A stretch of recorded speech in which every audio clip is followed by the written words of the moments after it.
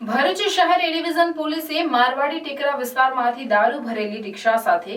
એક ઇસમની અટકાયત કરી દારૂ અને રિક્ષા મળીને કુલ 1.82 લાખનો મુદ્દામાલ જપ્ત કરી કાયદેસરની કાર્યવાહી હાથ ધરી છે, જ્યારે મુખ્ય બુટલેગર સહિત અન્ય 3 લોકોને વોન્ટેડ જાહેર કરી તેને ઝડપી પાડવાની કવાયત હાથ ધરી છે।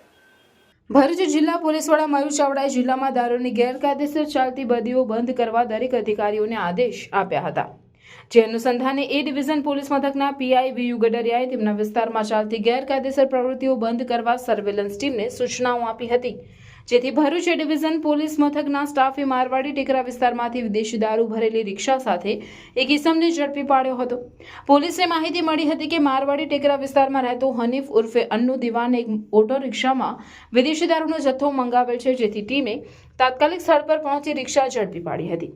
પોલીસે રિક્ષામાં તપાસ કરતા તેમાંથી વિદેશી દારૂની 209 બોટલ મળી આવી હતી। પોલીસે 32,000નો દારૂ અને ફોન તેમજ રિક્ષા મળી કુલ 1.82 લાખથી વધુના મુદ્દામાલ સાથે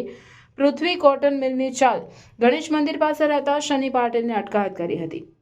જ્યારે કુખ્યાત બુટલેગર હનીફ ઉર્ફે અન્નુ ઇમરાન શાહ દિવાન, જગ્ગુ બાદશાહ અને રાહુલ ભયો નામના ઈસમોને વોન્ટેડ જાહેર કરી વધુ તપાસ હાથ ધરી છે।